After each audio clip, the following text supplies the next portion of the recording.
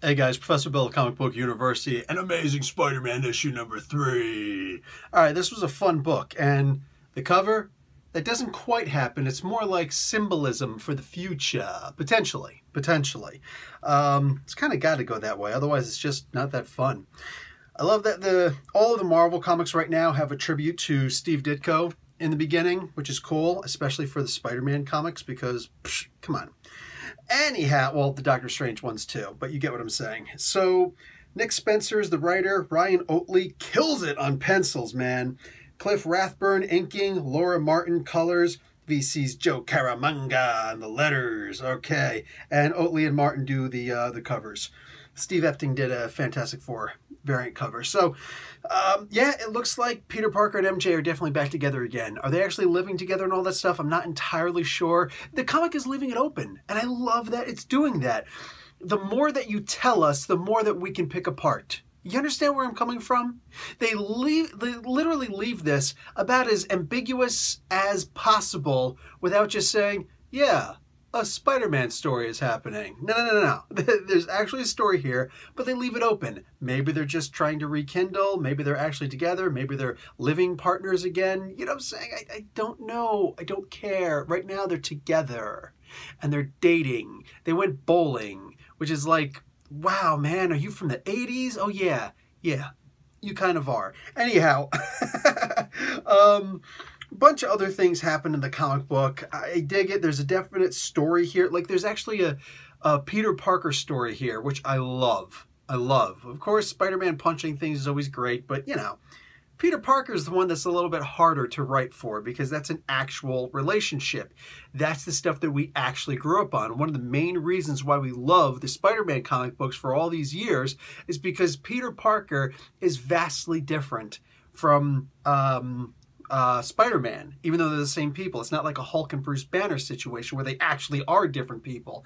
No. In this case, they genuinely have completely different lives, and Peter Parker has the more complicated marital life. So here in this comic, that's exactly what happens here. Spider-Man goes around punching a couple things, but Peter Parker, he's the one actually dealing with stuff. And they're actually fully separate beings because of the previous issue. You read that, right? So the Tri-Sentinel appears. Oh my god.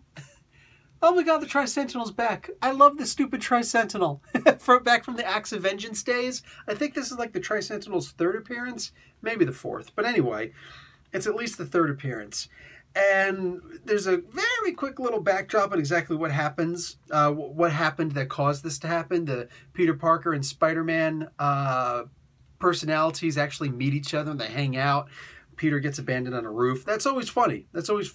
Look, not every joke in here is going to land. That's okay. A lot of what Spider-Man's jokes are silly puns and jokes that barely land. They don't have to be. I remember somebody was sitting there saying, oh, the jokes aren't even funny.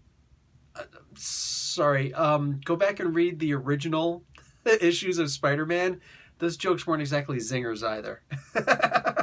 They were fresh. You know what I'm saying? But they weren't great jokes. So, no, this is definitely keeping in tune. And what I mean by the art, dude, look at this. Even with a couple of panels around all over the place, you still have this gigantic double splash page. Like, this is gorgeous stuff, man. This is stuff that belongs on our walls in a poster. Dude. So, at the end, Dr. Kurt Connors goes and explains how, yeah, man, the transference isn't exactly the greatest, okay? In fact, what it does is it doesn't split you into two particularly distinct personalities. There's a whole bunch you're going to still have in common. Case in point, Peter Parker and Spider-Man is still always shooting scissors in rock, paper, scissors with each other. You know what I'm saying? They did all the same movements and things like that. The trick is that there's certain things that go with one character, certain things that go with another. For instance, Peter Parker doesn't have his superpowers. So what's Spider-Man missing? Oh, crap. He's missing his sense of responsibility for his great powers. Oh, shoot. This is a fantastic story. I love this. Peter Parker no more. This is a great story. I'm definitely digging this. I can't wait to see what's going to happen in the next issue because Spider-Man doesn't defeat the Tri-Sentinel. Oh no, he masters it. like a bucking bronco. He now has a Tri-Sentinel mobile. That's right, a Tri-Sentinel mobile. You got the Pope mobile, you got the Batmobile. Now we have a Tri-Sentinel mobile. And this one flies and shoots repulsor beams. I'm just saying. I think it'll also detect mutants. Totally awesome. I can't wait to see the next issue. This is cool. I'm digging this. All right, guys, that's it. Go grab this comic book. Professor Bill, Comic Book University. Class dismissed.